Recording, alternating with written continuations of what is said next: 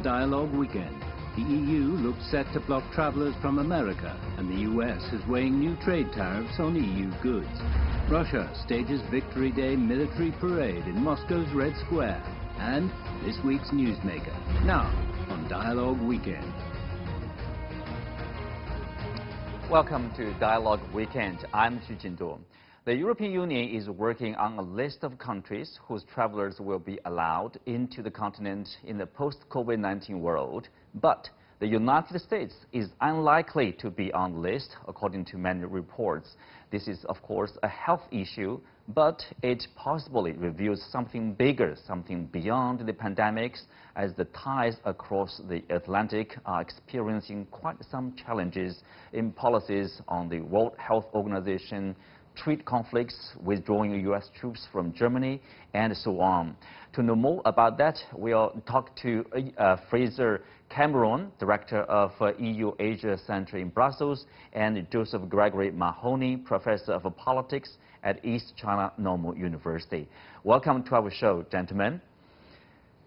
So, Dr. Mahoney, I know you are following this story. If you take a look at this possible exclusion of U.S. travelers, so what's your take on that? I mean, how does the U.S. public, let's say, people in the States, how do they respond to such a story?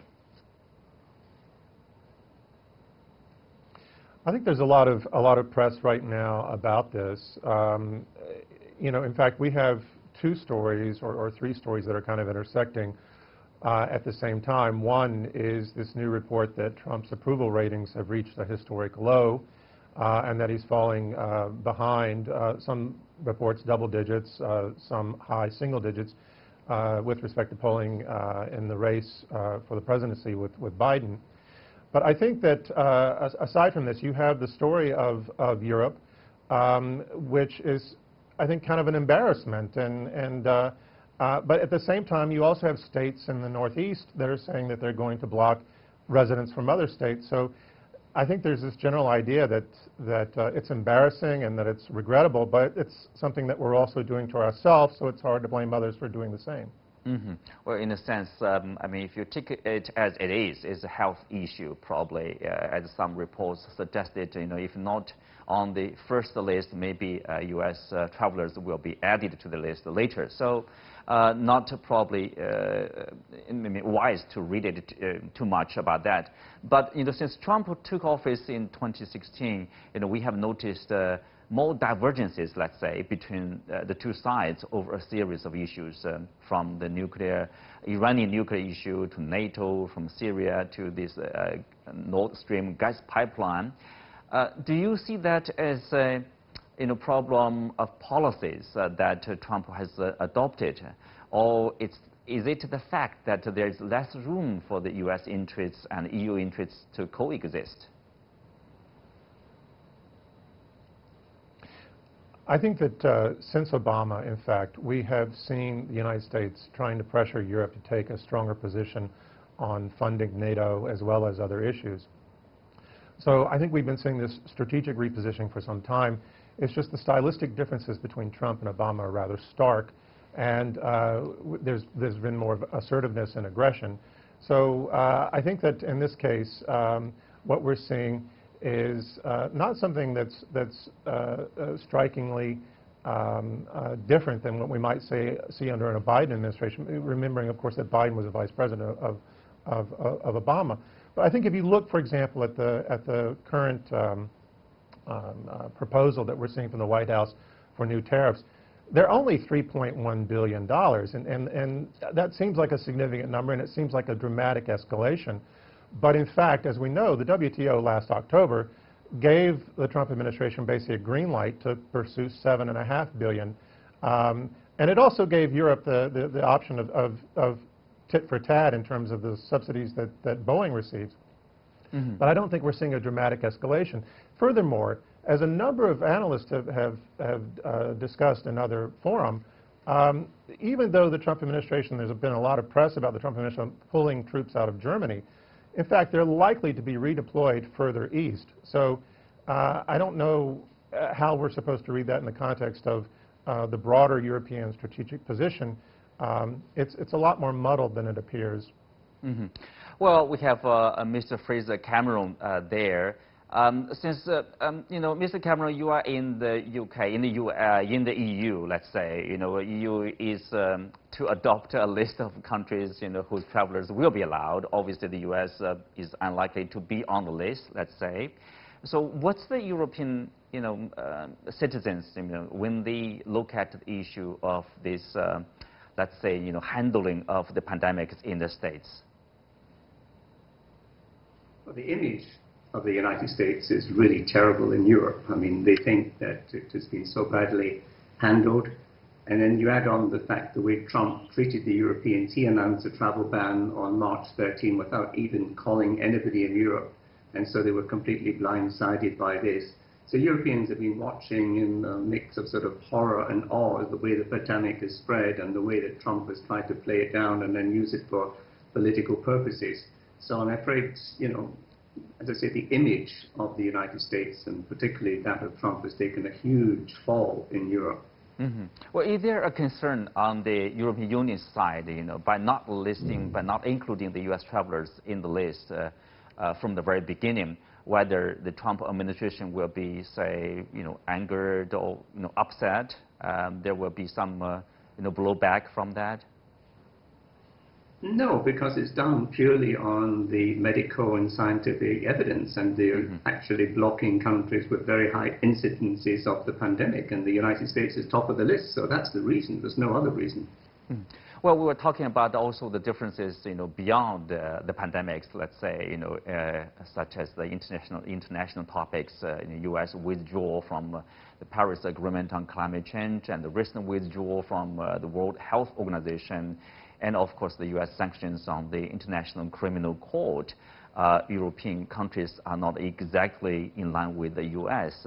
So how do European people see the differences with their northern partner in North America? Well, basically everyone's hoping and waiting for Trump to go. And I think if the Europeans had a vote, it would be 99% voting for Joe Biden. Not that when Biden comes in, it's going to make all transatlantic problems disappear, because some of the problems are quite structural and they will remain, but the atmosphere will be different, the tone will be different, and of course Joe Biden has experience of working with his NATO and European allies in the past, so that's why I think people really want to see a change. So nothing much will happen over the next 5-6 months until November. I want to have your opinion also. President Trump has talked about withdrawing troops from Germany and then station them in Poland. As Professor Mahoney said, that it's not a big difference. It's still in Europe. So how do European people see that?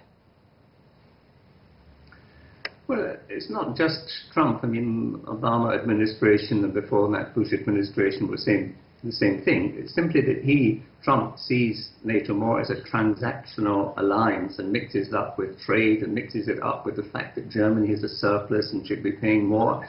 And there's no question that Europe should be doing more in terms of its defense and doing it more effectively. But I think we also need a better transatlantic discussion of where the threats are and how to deal with them, because that's obviously at the root of the German view of how to deal with Russia, building a pipeline they think will actually bring economic ties and improve the situation in Russia, whereas the United States, perhaps also because the United States is an important energy exporter now with LNG, is firmly opposed to the Nord Stream 2 pipeline and has in fact imposed sanctions on companies involved in that. So there are some fairly fundamental differences in terms of threat assessment, and we've never really had the discussion at NATO or in any other forum about how we jointly see these threats, and that's something we have to do now.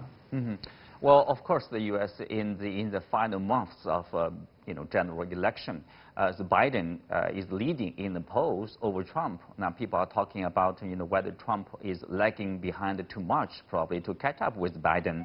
So will a Biden presidency bringing some more stability, more closeness between Europe and the U.S.? Yes, but a word of caution. I mean, Hillary Clinton was leading Trump by 10% at the same time. 4 years ago. So a lot can change in the ensuing 5 months. And the way the American electoral system works, Trump doesn't need a majority of the votes. He just needs to win the majority of the states, as he did last time. So it's not a pure democracy in terms of who gets the most votes wins. Now, Joe Biden, he knows Europe. He likes Europe. He is instinctively someone who favors a multilateral approach to solving problems. So I think we'll see the United States back in the Paris Climate Change Agreement. I think they will be back supporting the Iran nuclear deal. I think they will be more open towards reform of the WTO. They'll be back in the WHO, I'm sure. So I think these will all be changes. But as I say, some of the problems related to the relative decline of the United States and indeed Europe vis-a-vis Asia, these structural problems will continue. And I think there will be ongoing disputes on trade, which in fact have characterized transatlantic relations for a very long time now. Mm-hmm. Well, Dr. Mahoney, Biden is in the leading position, actually without much campaign. So this is something probably quite unique in terms of the history of election in the States. So, I mean, how firm do you think his position is? I mean, whether there will be a possibility for Trump to come back and somehow come back will even to be ahead of Biden in the final months?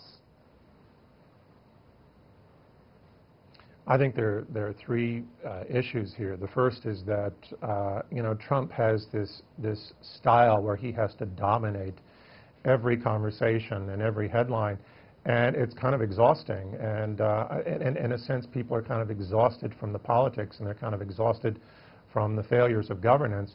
So, in a sense, almost saying less and doing less is gratifying. And that's also helpful for Biden because whatever his popularity in Europe, he's not actually very popular in the United States. And in fact, this is really going to come down to who do you like, who's the lesser of two evils, unfortunately. So that's going on. And at the same time, however, I think what we're seeing is that Trump is trying to continue these old, like he had in Tulsa with this kind of rally, which didn't work well. A lot of his campaign advisors are telling him he needs to change his strategy, but he's not doing that yet. He's appearing to take a pause or maybe double down. We've got this event coming up on July 4th in Washington, D.C. But I think the key issue is that even with the downtick we've seen, he's still keeping his around his 44% base, and I think that's going to continue with him. These are people who become sort of pathologically identified with him, and I think my colleague in Europe is correct. We're going to see a narrowing. I think there's a lot that Trump can do politically to shore up, and as Biden is forced out of his basement, so to speak, and forced to face Trump in this very difficult period, and to talk about what he will do differently and how he will fix problems, I think we'll see a narrowing for better or worse. Mm-hmm. Well, let's move on to Russia, Moscow here. Tens of thousands have joined these annual celebrations in Red Square of Russia's defeat of Nazi Germany. The former Soviet Union sacrificed tremendously and lost some 27 million lives during the Second World War. The victory and the proud memories helped shape the collective identity of the Russian nation. But this celebration took place against a debate of different versions of that part of history. Joining us from Moscow is Pavel Felgenhauer, Russian defense analyst. Welcome to our show. So Felgenhauer. Hello. Yeah. From the military side, is there anything special of this year's of the celebration, let's say? Well, on the parade, there was a demonstration of a totally new anti-aircraft system called S-350 Vityaz. There were some modifications of and modernizations of already existing hardware systems, but basically it was all very, very traditional in that the ritual of these parades has been kind of, well, it's already kind of cast out and everyone knows what's going to happen. So it was a traditional kind of event. The only untraditional thing, that it was not on May the 9th, it was on June 24th. Well, yeah, that's right. Domestically or internationally, so what kind of signal do you see? You mentioned about, you know, for people, probably in particular people in the West, you know, the attention is really about the speech given by President Putin, and earlier, ahead of that, you know, before the celebration, the article written by President Putin about the Second World War. You know, the title of the article is "The Real Lessons of the 75th Anniversary of the World War II." So it has been the subject of controversy since it's published more than, you know, less than 10 days ago. So why does Russia see it as a necessity? There's a necessity to rebut, you know, to speak against the Western version of World War II, the history here. Well, from Moscow's point of view, there's a deliberate campaign of Russophobes in the West to downgrade the Russian achievements and the Russian sacrifices in World War II, and as a means to downgrade Russia in general. That is to some extent true, especially if we're talking about some former Soviet republics, the Baltic states, Poland. Of course, in the United States, right now, the Second World War is not an issue most likely at all. Their main issue is the civil war between the Confederacy and the Union, and they don't actually, there's no real discussion happening there. There's no real big discussion happening in Russia, too, because in Russia, the mainstream more or less coincides with the opinions of the people, but there is a problems with Russian close neighbors who see Russia as more of an aggressor or partly an aggressor, and that has been also a long-standing conflict that's been simmering along, and Putin is using it right now to promote this idea of a meeting of the 5 permanent members, a summit of the 5 permanent members of the Security Council, to kind of find a forum to decide important world problems.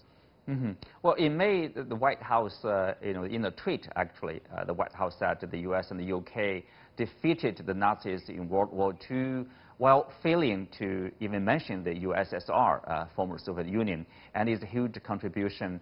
Is there an effort somehow to rewrite history of Second World War?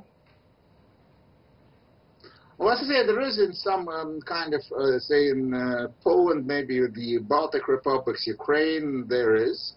And of course, that tweet didn't mention also Canada, or the great sacrifice of the Chinese people, or the Indians, or Australians, I don't know. I mean, of course, the tweet is a short format. They could maybe put in all the allies that contributed. But also, they say, for them right now, it's not an issue. They're marred in their own civil war right now to their neck. So there's a different perspective. I mean, Russia maybe is not as important in Washington as it's believed in Moscow. Washington sees the world right now as a kind of battleground between China and America. And Russia is something of a sidekick, which, of course, Moscow doesn't like at all, such an attitude. Well, Dr. Mahoney, you are an American. How do you see this debate about that part of history? I know some of the countries are very much concerned about the history. For example, Baltic states, Poland. Of course, there's a response from President Putin. How does America in general see that part of history? Well, I think that most of Americans, for better, you know, I think, and this is not going to be surprising, but you have, of course, very famous films like Saving Private Ryan, which I think form the fundamental historical consciousness of many people about what happened in that conflict. And they primarily see it through the lens of the UK and the United States and Normandy, and then moving onward. The Soviet Union is rarely mentioned, and as the guest from Moscow said, you know, maybe the Civil War is more prevalent in people's minds today, and that's true. but also the Cold War, right? And in the sense that there's this nascent effort to start a new Cold War, or Cold War 2.0 with China.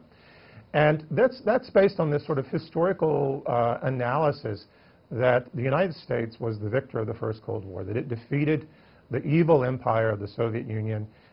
That evil is always equated as being in some way fundamentally a Stalinist evil, regardless of who came after Stalin. And in the American consciousness, Stalin is pretty much equivalent to Hitler. So I think it's almost impossible for a lot of Americans to even imagine that the USSR was ever one of the good guys, or that anything that they did was something positive. And in that context, as they move onward, and now as they are, trying to once again go back to some of these Cold War tropes, that the Chinese communists want to take over the world in a Marxist-Leninist scheme, it's not something. All of this history is kind of a pseudo-history. It's an ahistorical repetition of false interpretations. So it's not surprising to me that the White House, and in particular Donald Trump, who has shown himself to not even know what parts of Europe belong to Europe or themselves, or to, I think, what was it, Finland, recently he thought was part of Russia. So it's not surprising to me that this gentleman who has demonstrated he knows very little about actual global affairs, geography, or history would have his historical consciousness largely shaped as many other Americans, and that's through the lens of Hollywood, which, by the way, of course, panders to a certain heroic American sensibility because that's where they make their money. Well, just briefly, Dr. Mahoney, do you see the impact because of that debate of, the real history of World War II? Do you see an impact on the current relationship between Russia and the West in general? I think that he's right. I don't think that the United States is looking very closely at Russia. I think that we've seen a number of reports that Russian planes, Russian bombers are challenging airspace unlike they did previously during the Cold War. I think you've had the issue in Ukraine, which of course unnerved people in Eastern Europe and raised serious questions for NATO. But the Trump administration right now is not focused, is trying to repurpose NATO as an anti-China alliance. So I don't think Trump is that concerned about Russia. So can we say it's not that much, let's say. There we go. Yeah. Well, thank you, Dr. Mahoney. Yeah. Let's leave it there for now and take a look at this week's Newsmaker.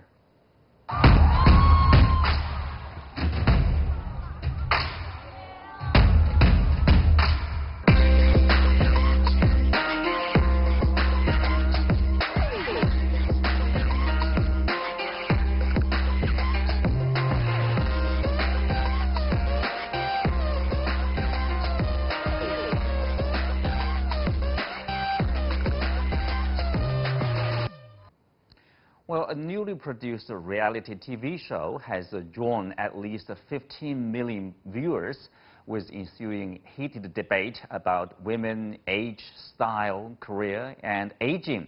In addition to singing and dancing, a total of 30 entertainment personalities are competing for 5 places in the performance group. So what makes the show stand out is the age of the contestants, female performers ranging from 30 to 50 in an industry which usually favors women of a much younger age. So joining me to discuss Sisters Riding the Winds and Breaking the Weaves is Flora Liu, the founder of Joyview Education. Welcome to the show, Joy. So this particular show refers to female actors in their 30s to 50s as, elder sisters, or big sisters in Chinese. So what interests you the most from the show? I watched the first episode of it. I absolutely love it.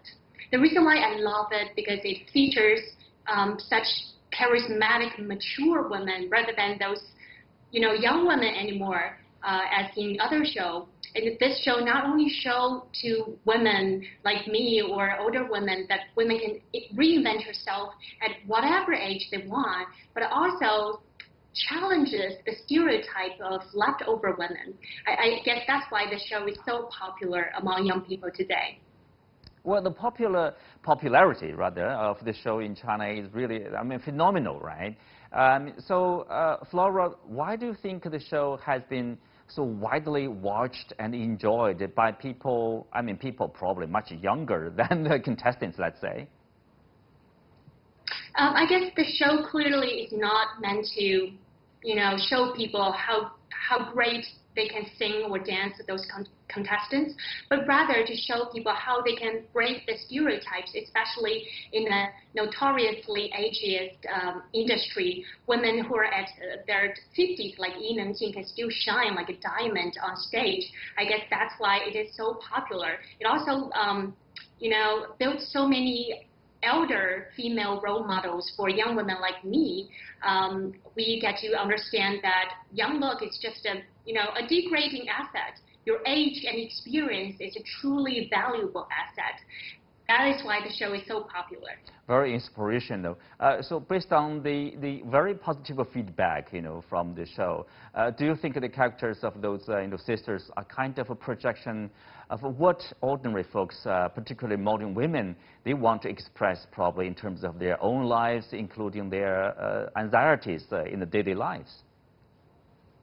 Yes, of course. To be a woman, there's always anxieties about age. In China, if you are over 30 and you're still not married, not somewhat successful in your career, people tell you that you're about to expire. People always have an illusion that there is an expiration date in China, but which is not true. Women at all ages can shine beautifully and very charmingly. So the show really talks about women's anxiety, and it builds a great example to people that you can look great no matter how old you are. The show also touches upon another topic, which is leftover women, because many of the contestants in this show are single. They are not mothers, and they're not married. They're still in their 30s or in their 40s. There are growing anxieties of so-called leftover women in modern cities. People are forced to speed date to meet their Mr. Right or Mr. Wrongs when they're about to enter 30s. Yeah, so the show tackles so many anxieties that modern women face right now. This has led to the treatment actually in the real lives about women at the different ages, probably prejudice or bias against women. So probably it's also the reason why people are so interested in this episode, let's say. Yeah, absolutely. Actually, nowadays there's so many reality shows focusing on young people as 小鲜肉, little fresh meat. Young boys and girls show their youth and their talent on TV. But this is the only show that features older women, and it is so well done. It gives people confidence that one can shine at whatever age. And you can do just whatever you want. Just forget about your age. That's what is inspirational. It does not probably have a lot to do with your age. It's really about at whatever age you can shine as long as you have the confidence and be devoted, let's say. Well, thank you. Yes. Yeah, thank you, Flora. With that, we're coming to the end of today's show. Many thanks to our guests. You can also watch us on the CGTN app on YouTube. I'm Xu Jinduo. You can find me on Twitter by Xu Jinduo. Thank you for watching. See you next week.